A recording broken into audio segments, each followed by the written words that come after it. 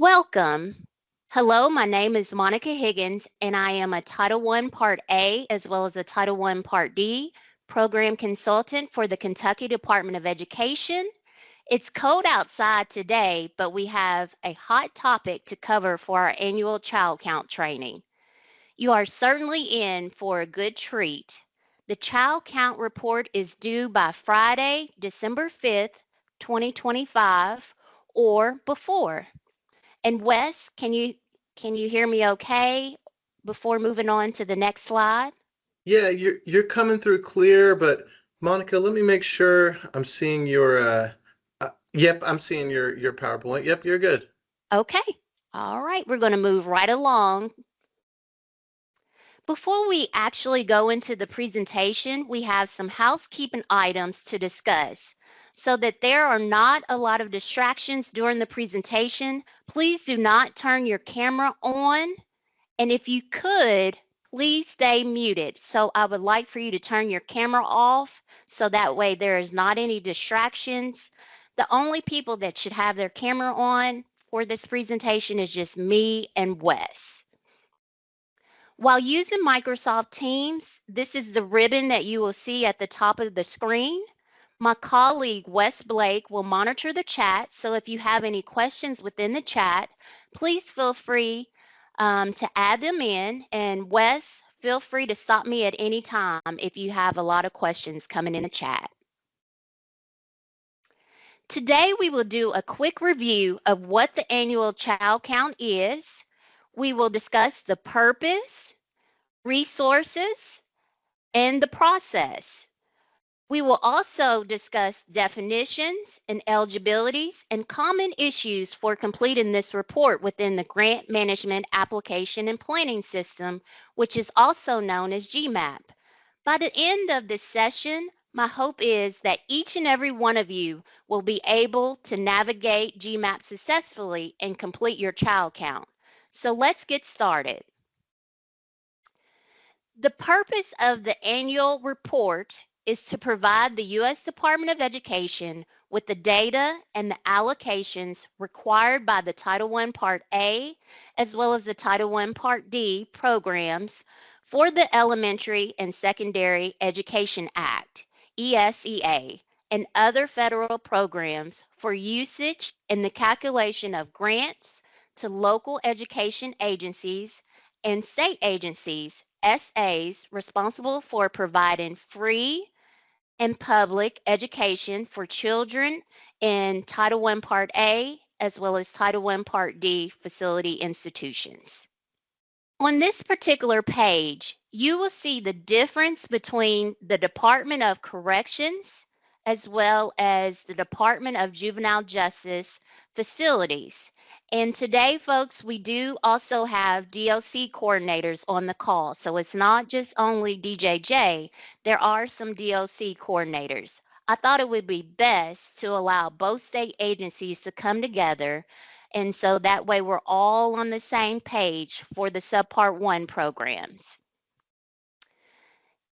As you can see on the left side, if you have an adult corrections under Department of Corrections, this is an example of the state penitentiaries or correctional complex institutions that we have among the state.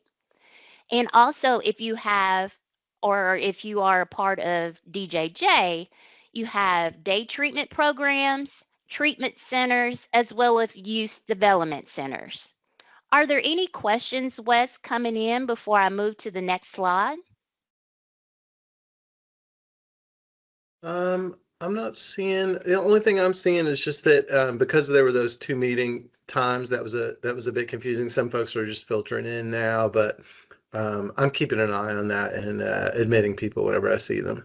Okay, all right. Thank you, Wes, and please keep admitting people into the meeting. Will do. All right. So here is the annual child count process. The first step is the U.S. Department of Education distributes the annual child count survey and guidance.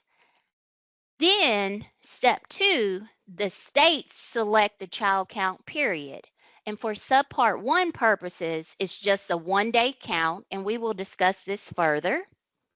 Now, for Step 3, state education agencies, which is the Kentucky Department of Education, in January, my colleague Wes and I, we will submit the counts to the U.S. Department of Education after we have reviewed and finalized everyone's numbers that they have for their annual child count. Step 4, the U.S. Department of Education prepares funding tables, and based on those counts, they make funds available. And then step 5, the U.S. Department of Education announces tentative and preliminary awards and uses and releases the funds. And normally this is sometime starting next year. So in the month may vary when those funds are released, but we will certainly keep everyone informed when the funds are released. So I know you're wondering, what is the annual child count, especially if you are a new coordinator? And why is the child count so important? These are just some basic questions that come into mind. The annual child count is an annual survey that collects an estimate number of students who are eligible for Title I Part D funds in each state. Now, eligibility for counting and eligibility for serving are totally different, and we will discuss this further on the next couple of slides. Now, before I questions, Wes, is there anything coming in? I don't see anything coming through right now. Okay, Nope, nothing new. I'm kind of eyeing the attendees and that. It looks all good. okay. For the Title I Part D Subpart 1 program, the program requirements are very rigorous. The state agency is responsible for providing free and public education, and this is why we ask everyone to upload their approved interagency agreement within their application. The interagency agreement outlines everyone's roles and responsibility from the district and facility, KEXAC, as well as DJJ requirements. And as I alluded to, the state agency is responsible for providing free and public education.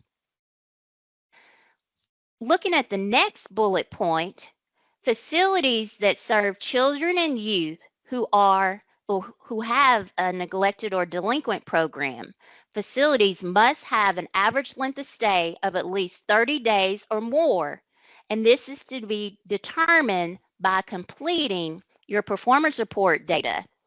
In order to be eligible, students in the facility must have been adjudicated or court ordered to be adjudicated or confined by the nature of a criminal offense.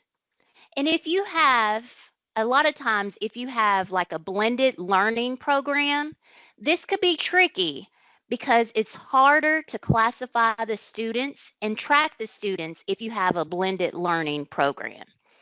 And we know a lot of times when Wes and I go out to monitor, we do see a lot of blended programs, but that's where your enrollment records come into play and your intake records are very helpful because we want to make sure that all students um, are eligible for the Title I Part D program. Questions, Wes? Because I know I covered a lot regarding facility eligibility requirements. No questions. Okay. Now, eligibility for counting and eligibility for serving are different. The age to be counted for the child count is youth must be at least 20 years or younger, and students who are enrolled in a state-funded regular program of instruction. And if you have a DLC facility, it's 15 hours per week for instruction. But if you have a DJJ facility, it's 20 hours per week, or if you have a community day program. That's to be counted. Now, to be served, Subpart 1 students can be served all the way up to age 21 years age or younger for the N&D program and must be enrolled in a regular program of instruction as well. Questions? Okay, moving right along.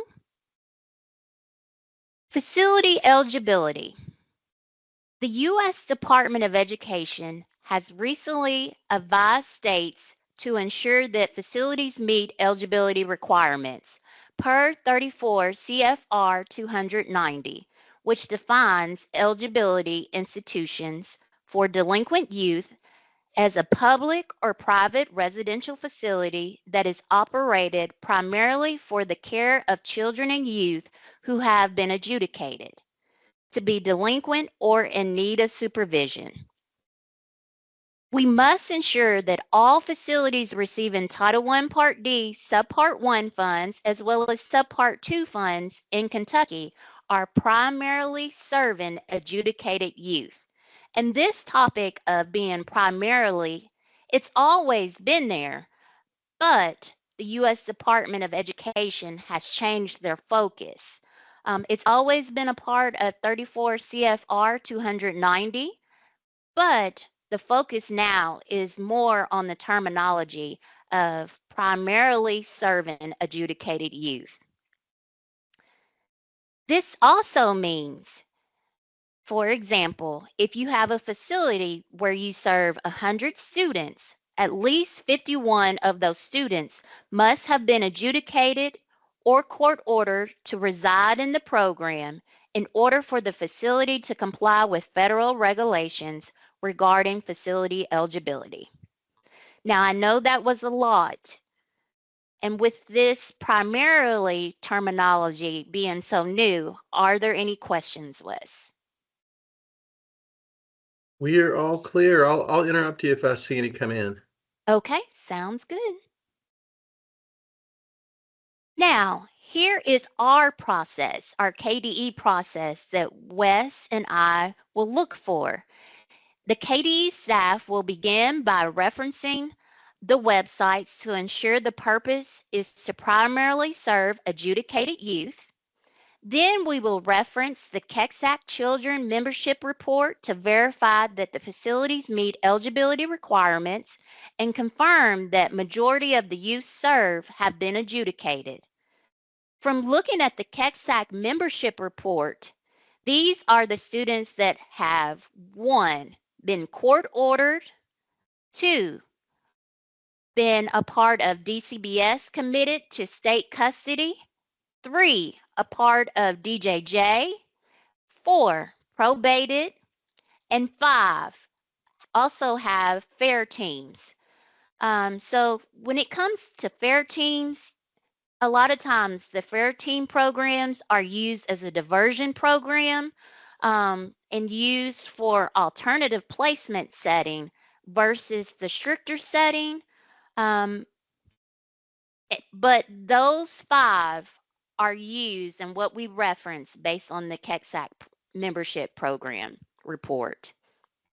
Now, if you have a DOC facility, a lot of times the students are already eligible because they are inmates and they automatically qualify.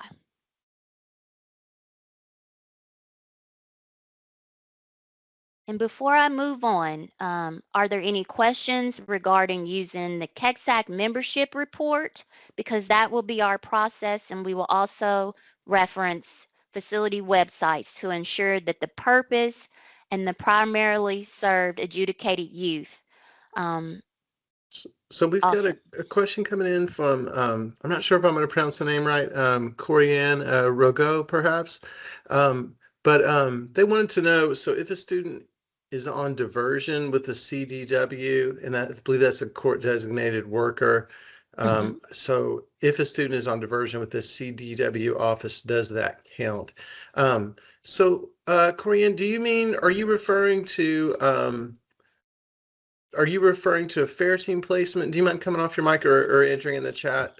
Yes, So if it's you not necessarily a fair team. Our fair team now is more for truancy, but I have a lot of students in the program that are on diversion from the court, but there's no tab in KEXAC for that. They've not been probated yet, or they're not probated. They're going to be able to do diversion. So that was my question. Would they count for, so would they KEXAC. count as a state agency child for the CACSAC report, Corianne? That's what I'm asking. That's what she's asking. Oh, Oh, we're not CACSAC. I mean, will they count yes. for CACSAC? Oh, I maybe and wasn't clear. so would they count for KEXAC? A lot of times you might I'm, need to reach out to, I'm actually asking Corianne that question. yeah, Monica, yeah, I would agree. do you I was know? just, do So you would know? that count as one of my numbers for you if they're on Well, diversion? Because I they're guess within what the I'm, court system. That's my yeah, question. like before we could give a real concrete answer in the moment. Like one question that would kind of help us determine that is if we knew, like, is that child going to be counted on your CACSAC membership report? Do you know, do you know that? And if you don't know that, that's okay. That would just help us kind of determine Wes, an I answer. don't know that. anybody on here from KETSAC? Not at the moment that I'm aware Okay. of, Ellen. I We think that may question need to needs, dig into this one a little bit more than later after the meeting. Monica, any thoughts you have? Any guidance that you have that you have to offer? What are your thoughts? So my thoughts are, depending on the situation, and we might need to reach out to Dr. Ronnie Nolan's team, and talk and have further discussions with them when it comes to the diversion program. If the student has been completely adjudicated, then yes. But a lot of times it gets to be tricky if they're among the diversion program, because that's more like for a student to have an alternative placement. And so it just depends when it comes to those diversion programs. But we can work together just to see. But that's where your intake records come into play, and all your enrollment records to confirm student placements within the facility, um, just to verify the placement of the students. And that's a good question too, Corey, and thank you for asking that because will need to make sure, like to Monica's point, I think Dr. Finkbonner sometimes is able to access some of those entry records. And my thought would be that what Monica and I really look at per the statute, the student has to be adjudicated or court ordered. So there has to be an official court proceeding that places them there. And so like when you have kids that are placed by DCBS, they're in state agency care. And when you have, a judge that steps in and places them, in court, that absolutely counts. So we would be looking for something like that. And I would just recommend maybe following up with Monica on that and perhaps Dr. Finkbonner too, to look at the placement of that child and whether, there was a court order involved. Anything else, Monica? That's the best I can think of in the moment. check And with I, Ronnie, because I think that yes, diversion is not a court order. It would Right. be if they failed diversion with the CDW and then they appear in front of family court, the family court judge can put a court order that they attend and be of good grades, attendance, and behavior, kind of like that's what they're supposed to be doing. But a lot of it's hard to fail diversion with the CDW, because I've had kids that were truant before and they still continue to miss days of school and they'll pass diversion and then they're just like any other kid. So Corey, and I don't check with Ronnie or Sherry Klusky to see if you're allowed to click the button in Infinite Campus as them being court ordered if they're on diversion with the CDW.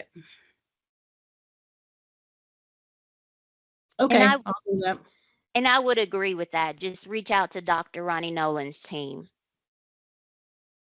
Yeah, And because that would be helpful because that would dig into that placement and whether a court order was involved. And yeah.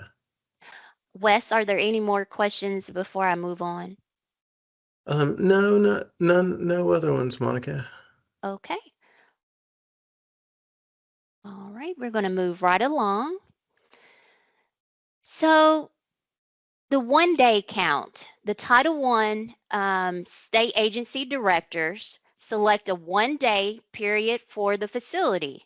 In the past, the state agency directors have selected a date in either November or December. Meanwhile, the state agency directors can select any date from January 1st, 2025 to the end of December 31st, 2025. Now, the date selected by the state agency directors is so important because the overall goal is to select a date where this is a one-day count. You want to select a date where it has the highest enrollment for generating Title I funds. This year, DJJ has selected Monday, December 1st. Monday, December 1st is the date selected. DOC has not selected a date. It's still to be determined. Closer to the date, we will open the child count report closer to the date. So it will not be open until closer to Monday, December 1st for DJJ facilities. And DOC has not actually given me their date yet.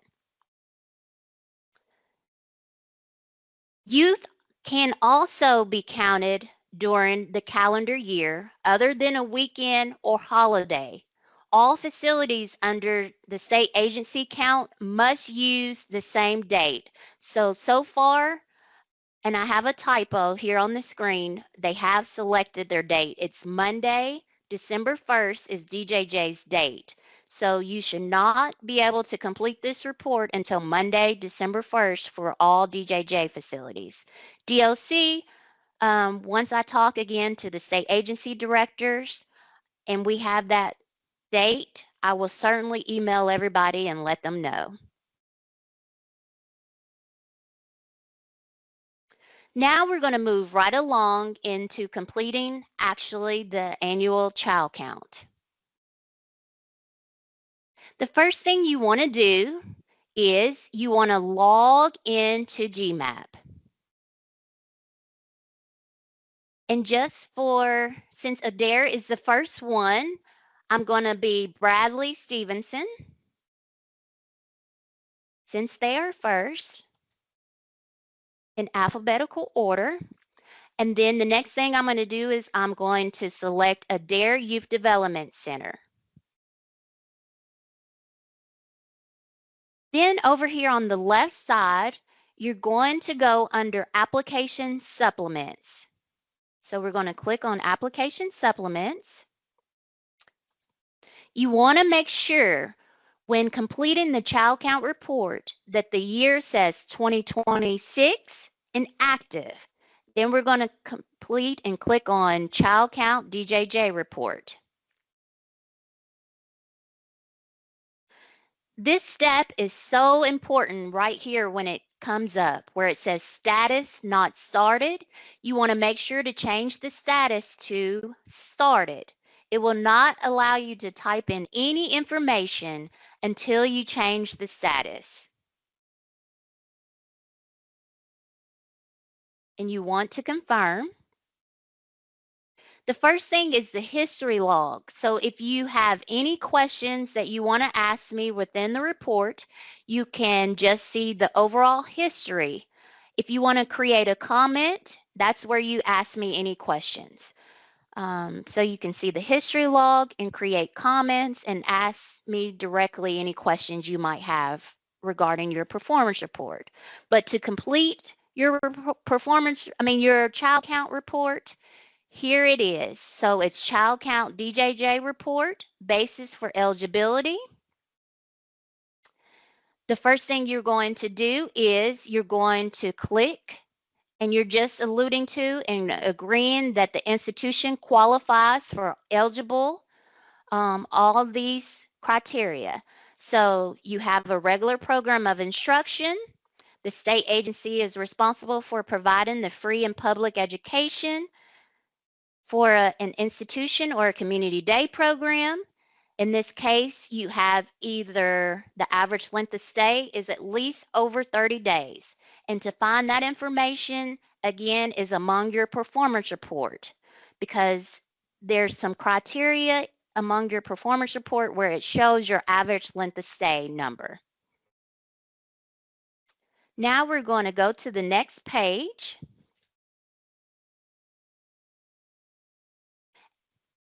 And this particular page under types of institution and enrollment, this is the page where you actually start completing and adding in your numbers. So you're going to select the type of institution that you may have. Institution for neglected children, a lot of times that is a part of the Title I Part A funding. Now for Title I Part D funding, you're either going to have an institution for delinquent or a community day program. So in this sense, I'm just going to say an institution for delinquent children and youth. For enrollment, you want to enter the number of children under 21, but can be counted up to age 20 years age or younger, and also enrolled in a regular program of instruction specified by the state agency. And I'm just using DJJ as in this example. So on December 1st, for Adair Youth Development Center, I'm just going to say they had 12 students. And Wes, did you have a question? Yes, so this might be a good time to enter since you're entering the enrollment. Ellen just reached out to Ronnie at KEXAC, and so that CDW diversion does not count as a court order. And spoken to several coordinators about getting Fair Team more involved in the referral process. So that's something they're actively working on. So Ellen was just, and thank you, Ellen, and thank you, Corey Ann, for the fantastic question. That's really helpful as we're doing this work. So please have a discussion with your DPP about the importance of having kids referred through that process. So Ellen's referring to a Fair Team process where there's an official referral process through the court system.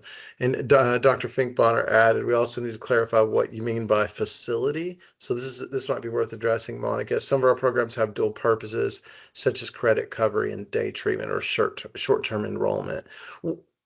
Greg, what do you mean by facility? Do you mean in the terms of what Monica's working on right now? Monica, do you? Yes, because there was back in that one explanation you talked about having, in your facility where you're counting students that are in the, whether they're court ordered or not, and if you count those in your facility. So in a facility, it's like a broad term because there are some programs, I could say, that have other students enrolled for credit purposes, but they also serve day treatment students. They keep them separate, but they're, in the same building, so does that mean a facility? Other examples are like short-term stays. Sometimes they're referred for substance abuse, like getting caught with a vape, but they're only there for a short period of time. And then they're back in the schools. So they're serving students for different reasons and may not be eligible for count just because that they're referred for that reason.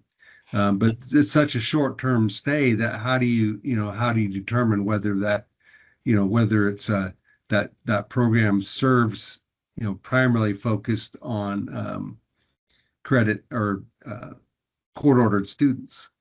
And that brings up a great point, Greg. So with this sense, and a lot of times when we go out to monitor, we do have an overall facility where there's truancy, there is sexual offenders, there is an alternative placement due to credit. But for Title I Part D purposes, you only want to, and it's like a blended program. You might have credit recovery, you might have truancy students, you might have vaping students. It might be a blended program, but you only want to count only the court-ordered students. So you might have a full population among the facility that has a mix of students. And I agree, the population is very transient. Students are always coming and going. But that's why you need to verify through your records to only count, only for Title I Part D purposes, the court-ordered adjudicated students. And that's why a lot of times it's going to be a low number versus a higher number. In the past, we've run into the issue where for Title I Part D purposes, facilities were counting all their students, and it shouldn't be the case. You should only be counting your court-ordered adjudicated students, and I hope I am clear on that. Yes. Okay.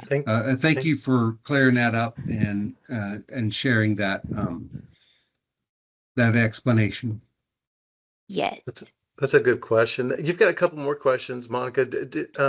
Ellen, did you want to come off mic? And then it looks like Houghton next.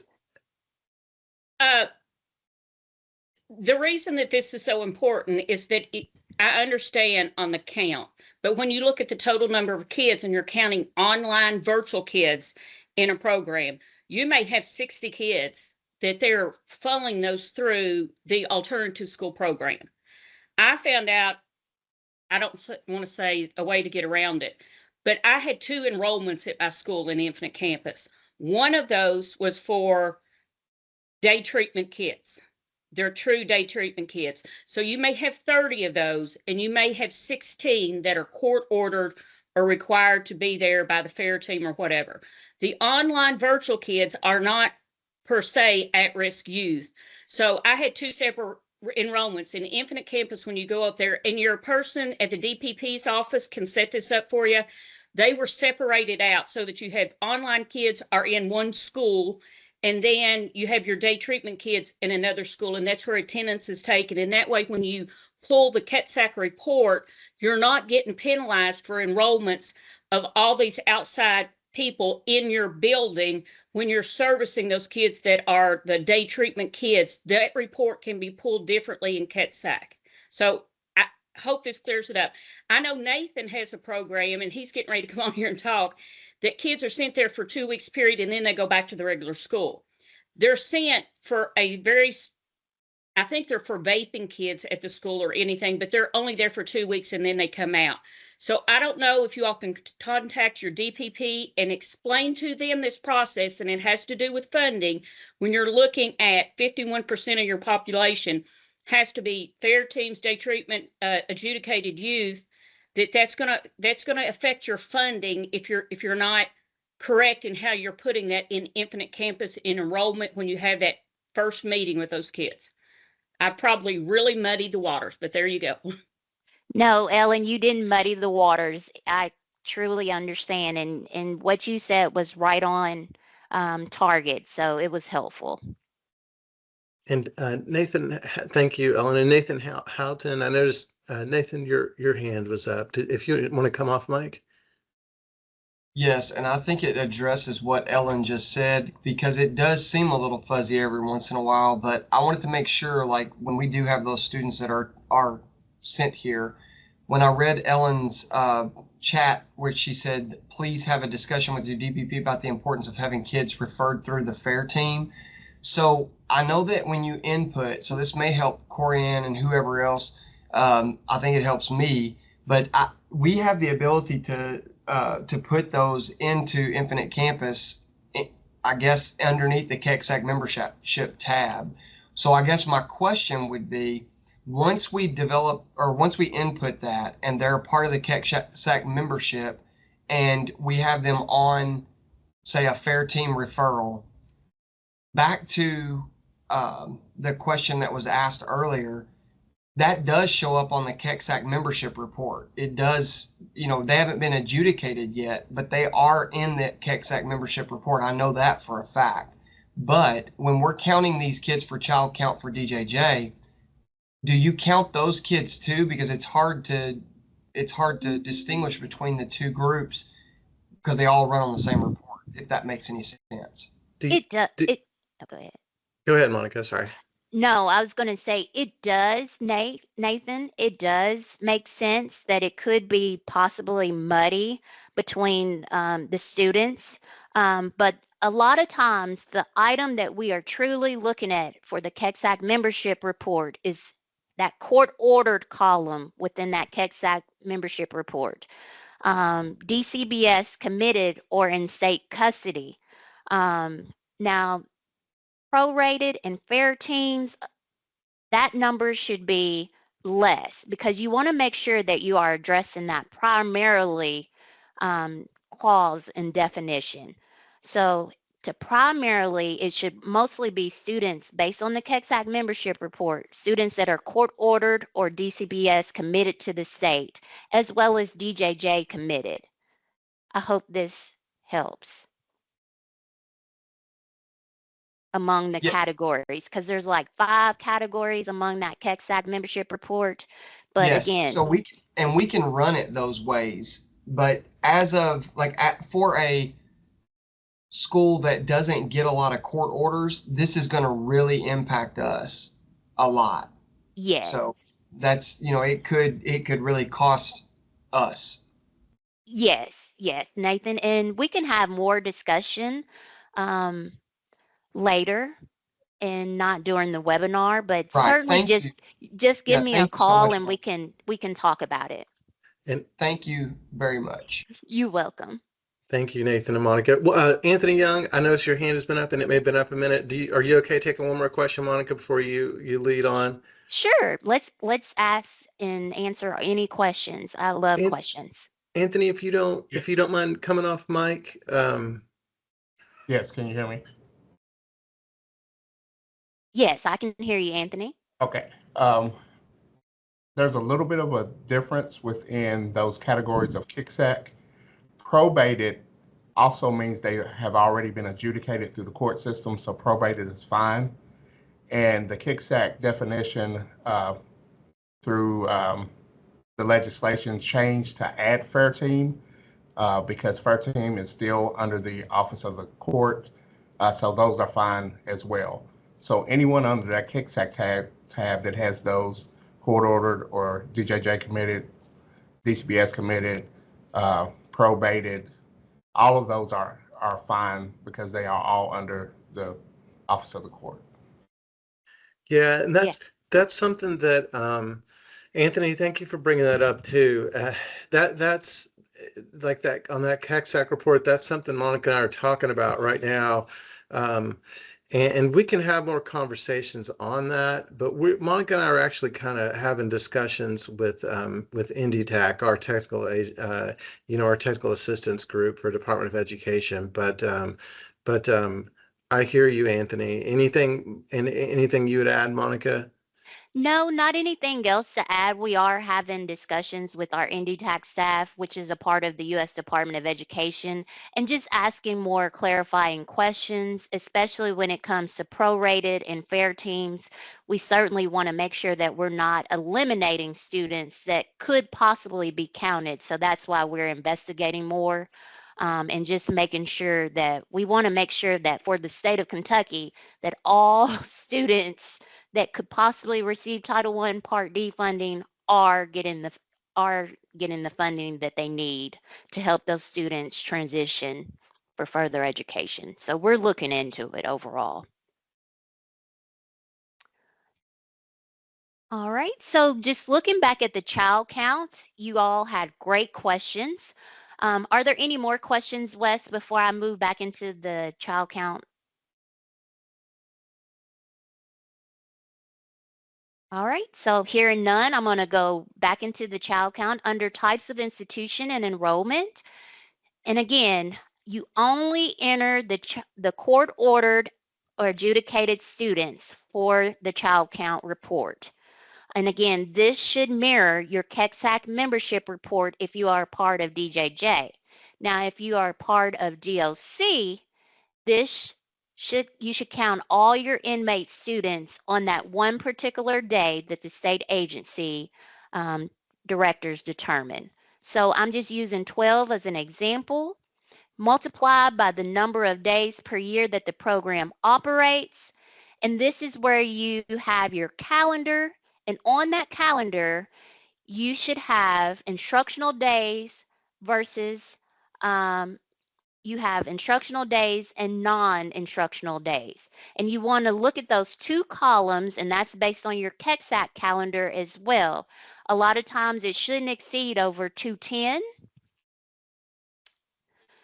And then the report is actually going to do the math. It's going to divide by the standard number of days of 180, and it should give you adjusted enrollment of 14. And you're going, this bottom area, this is where you upload your DJJ facility calendar. And if you have like a DOC facility, you don't have to, due to FERPA, you don't have to upload any information, and that's due to FERPA for all DOC facilities, because we don't want to see like the inmate numbers or anything like that. So uploading the calendar only applies to DJJ facilities. We're going to move right along to the next page. And the next page, again, is related documents. And if you have a DJJ facility, this is the area where you upload your district calendar. And also, if you have or need to bring in like a specific explanation as to why your numbers are lower or higher than normal, this is under other types of documentation. This is where you will upload like a justification. And once you feel comfortable, you will actually, the KDE checklist, this is nothing for you to complete. This is something for Wes and I to complete to make sure that you have all the criteria within the child count. So the KDE checklist area, that's not for you. It's more like a rubric for us at our level. And once you feel comfortable, you need to make sure to change the status to Child Count DJJ report completed. It will not go along the process to the DJJ staff or to the KDE staff until you press Child Count DJJ report completed. And a lot of times coordinators forget this last step. You have to make sure to press complete. Are there any questions, Wes, coming in within the chat for completing the actual child count report? Monica, and please add or clarify. I think it's important that we're just completely transparent with this. Anthony Young brought up the point, like to Monica's point, when we're trying to figure out which students to enter and which ones are adjudicated and court ordered, a really good tool that you all have is that KEXAC membership report. And so when you're looking at that, to Anthony's point, probated has never been a question. Like we've always been, like it's always been clear that that's a category that counts as court order adjudicated. Just to be, and Monica, correct me if I'm wrong, but the way I understand it is that right now, we are the category fair team is the one that we're currently investigating. And so as I understand it, so everyone is on the same page, Monica and I are reaching out to IndyTAC, which is the Technical Assistance Program for the U.S. Department of Education, and we are going to we need to get some clarification from them that fair team does count as court order or adjudicated. So we're currently working on that, and we're going to have an answer for you all very soon. And Monica will email that out exactly. But I just want to be clear about that. Monica, am I being accurate about that? Yes, you are being very accurate about that. We are certainly going to reach out to our team, our IndyTAC team, as well as the U.S. Department of Education, and clarify it further. And we will let them know before so the date is December 1st for DJJ. And so before then we'll have clarification for the fair team category, whether that counts as court ordered or adjudicated. And you'll email that out, correct? Correct. So once I hear back from them, before you actually complete this report, if you are a DJJ facility on December 1st, you should have all clarification regarding the fair team placements and how to go about it. Yes. Okay. And a couple other questions, Monica. Sorry, did I cut you off? No, go right ahead with the questions. Okay. So, So David Frazier. Okay, district calendar. David had a good question. District calendar, when you were going through that process, district calendar, not the calendar that they follow at their facility. Could you clarify that? What is that? Which do they want? The district calendar versus the, I think that's like the district if they're associated with the school district versus the calendar that they use at the facility where they work. Is that right, David? Am I understanding your question right? Which one do you update? Well, Do you upload? the question is about the 210 days because used to be school districts built their instructional calendar and would have 177 instructional days for regular kids, 33 extra days, which gets you the 210. We now, with districts and snow and everything that's going on, that is around hours of instruction for the year. So a school calendar may only have 170, they can't go less than that, 170 instructional days due to them having a longer school day for each one of their instructional days during school. So the question is do they put the 210 as the number of days, Monica, in their report, or do they put 207 if they only go to school 207 days? So you actually want to put the actual amount of number of days that you have instruction. So it might not be the actual 210. It could Okay. be actually 207, like you Yes. mentioned. Yeah. So yes. And I was trying to find an example of last year's report, but since we're in the test site, I can't necessarily show you, but let me transition. Let me see if I can transition to the actual production site, and I wanted to show everyone an example of the calendar that we have used before in the past. And give me just a second to transition over to that. And Ellen, it looks like your question, while Monica's looking for that, your question, you were just kind of chiming in with David and kind of clarifying that question, when right? Anthony was talking about kids that are probated to DJJ community worker in your community is for a period of 6 months, unless the child does something during that 6-month period that they fail that diversion, and it can be extended longer. But make sure that if you enter a kid as they are probated, they're going to come off of that probated. So if a kid was probated in June for something that they did out in the community or whatever, and they're probated to your local community worker, they're going to come off of that in 6 months. So if they pass or successful in their probation, make sure that you have contact with your DJJ community person on a regular basis, because when they come off of that probation, they are no longer eligible to be counted as a probated youth because they have successfully completed their probation and they're done. Mm-hmm. So I just want to make sure everybody knew that. Once you're probated, doesn't mean you are always counted.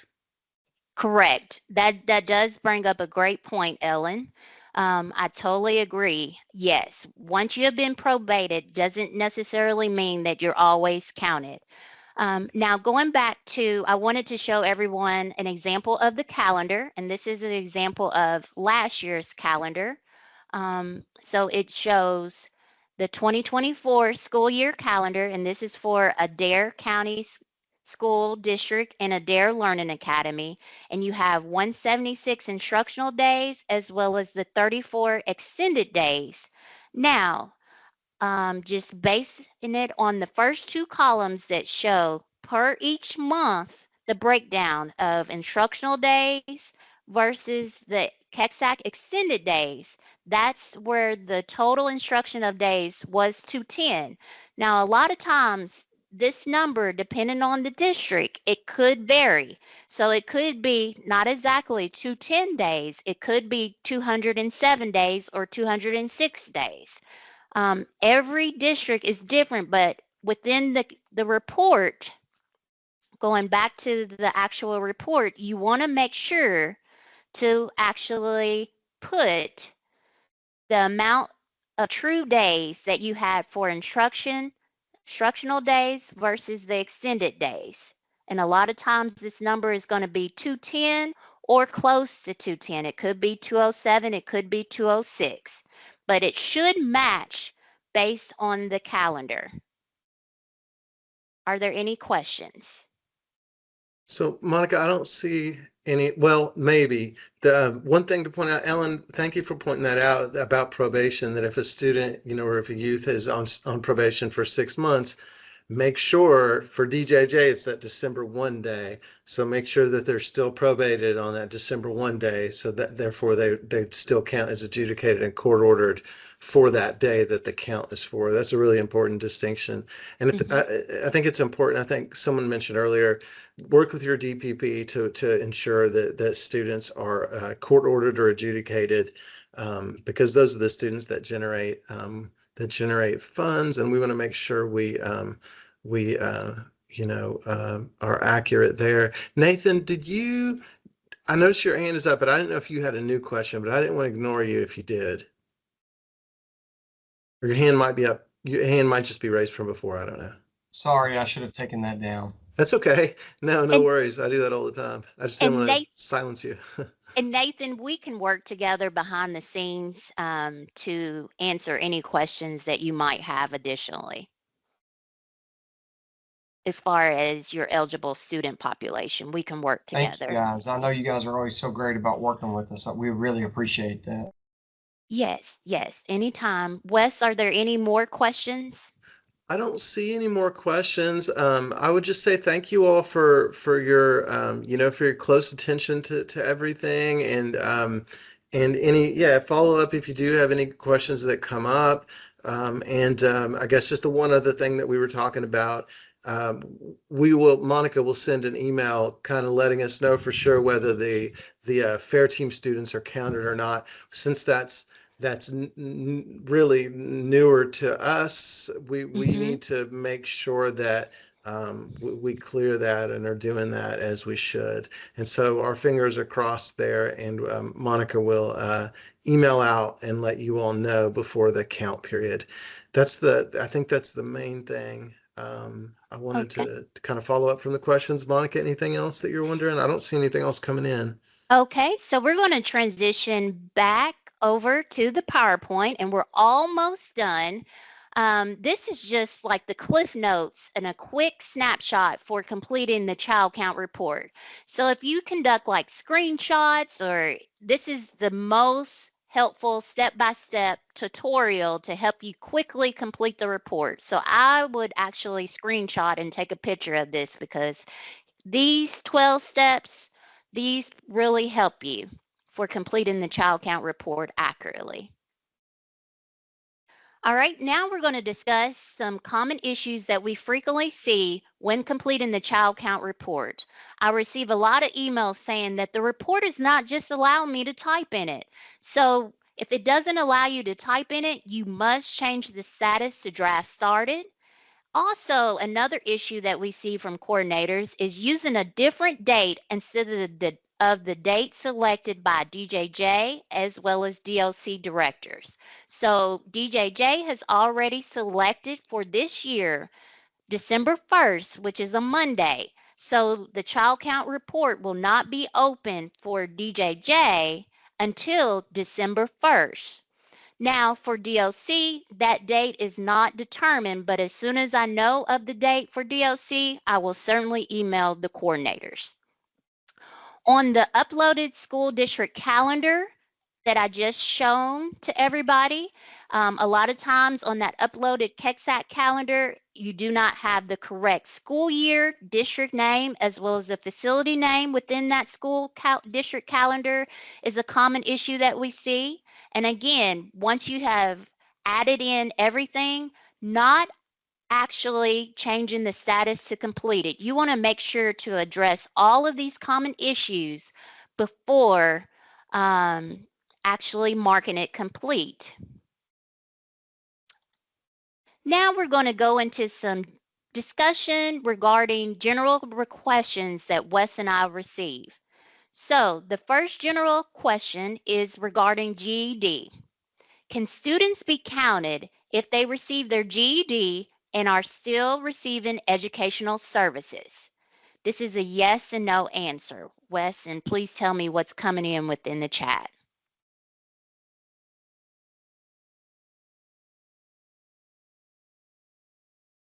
I'm keeping an eye on it right now. Nothing yet. And If folks, if you can just, so just yes or no, we want this in the meeting chat. Is that right, Monica? Is that where we want Yes. folks to yes or no? Okay, so Yes. So just insert yes or no within the chat. Can students be counted if they receive their GED?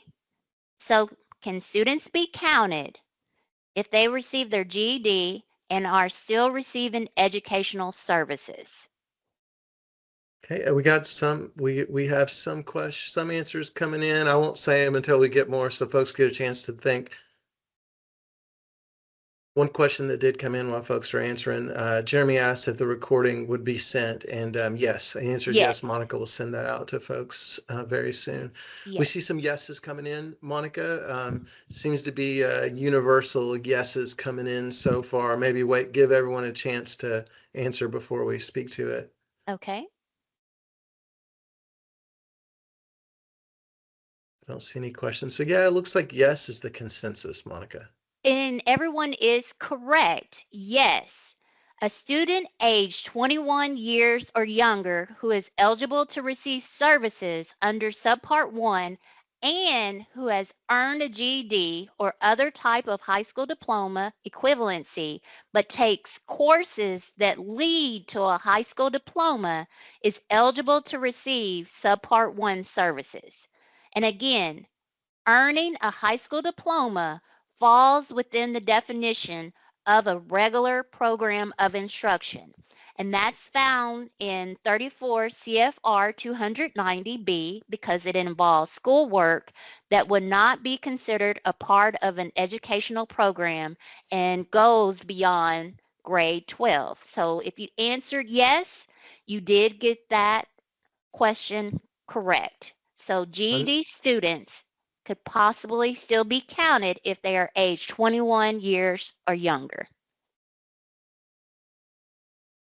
All right. Wes, I think I cut you off. No, I was just going to say 100% so far for Okay. everybody. Yep. All right. Now, moving right along to the next child count question. This question talks about reside.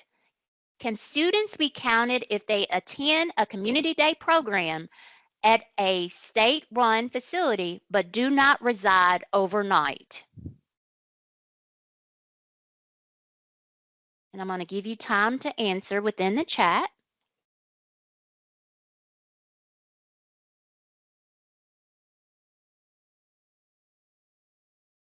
All right, Wes, do we need a little bit more time, or is there a consistent coming Yeah. in the chat? I think folks have had a chance to respond. One thing, one other question afterwards, so remind me to come back to it. But the universal answer seems to be yes, Monica. Okay, and if you answered yes, that is correct. If the youth resides in an institution located among the state boundaries, those youth are eligible to be included within the state count. Youth must be under the age 21 and are enrolled in a regular program of instruction. So again, yes to the reside question. And operated and supported by a state agency in an institution or community day program for delinquent children and youth in an adult correctional institution. So if you answered yes, please pat yourself on the back because you got it correct. Monica, there is one question I wanted to bring up. Okay. Charles Kahn has a question. The microphone isn't working, but the question is, this says age 21 or younger, and other documents say up to age 21. Which is it? So this is a really good question. If you could scroll back, I wonder which slide exactly that's looking at. Do you mind scrolling back, Monica, So please? yes. So There, okay. that does bring up a good question. So in order to be counted, you can only be counted up to age 20. But again, that's why earlier when we were having the discussion, children can be served up to age 21. So counted up to age 20. Serve, again, among the PowerPoint, served up to 21. I hope that clarifies, Charles, for you. That's a good question because that's kind of Mhm. tricky, Charles. But yeah, for the sake of like Monica said, for the sake of this child count, right now we're counting students. Age 20, yes. Age 21, no. So Mhm. don't count 21 year old students in the child count that we're doing right now, but do count 20-year-old students. Mhm. All Good right. question. Are there any more questions, Wes, before we move forward? No, no more questions. Okay.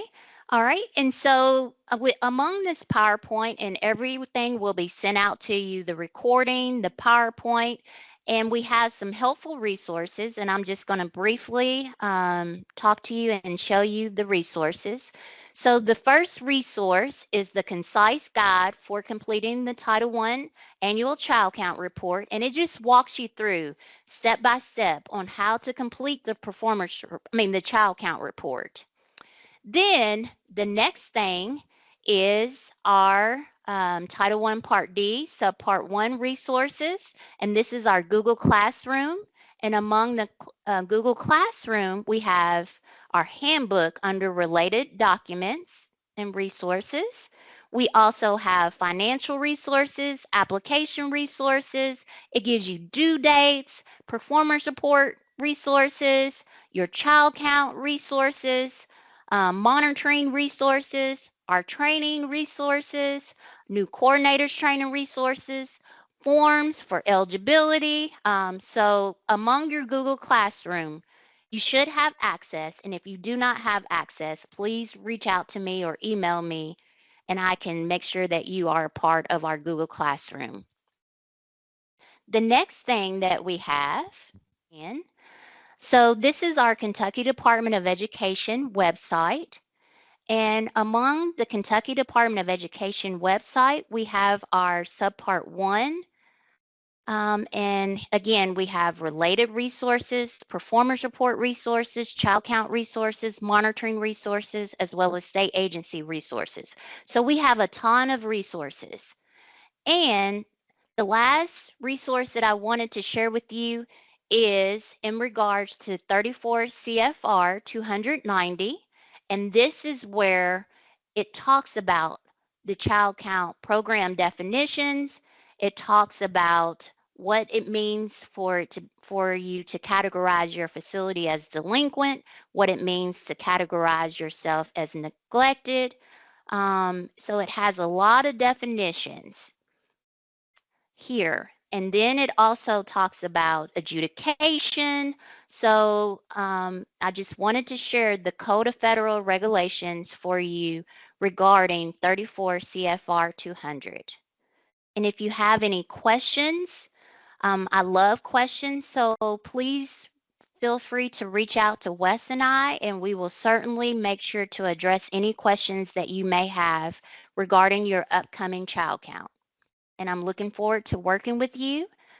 And again, the DJJ child count report is due December 1st, and DOC has not actually been determined yet, but as soon as it is determined, I will certainly contact you. So Monica, just to be clear, for the DJJ and the DOC, the due date for both of those is the due date is Friday, December 5th, right? But as far Yes, as the day that's being counted for DJJ, it's December 1st, and for DOC, it will be announced soon, right? yes, that is Okay. correct. So the due date for both reports is still December 5th. And again, the date for DJJ to complete the child count report already determined from the directors is December 1st. So that's Monday, December 1st. DOC, the state agency directors have not determined that date or shared with me that date. But once I know that date, I will certainly notify you for DOC for you to complete your child count.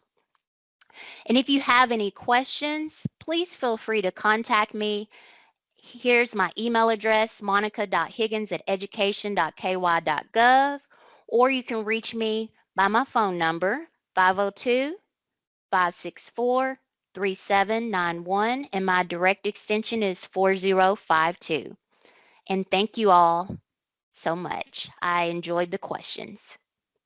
Thank you.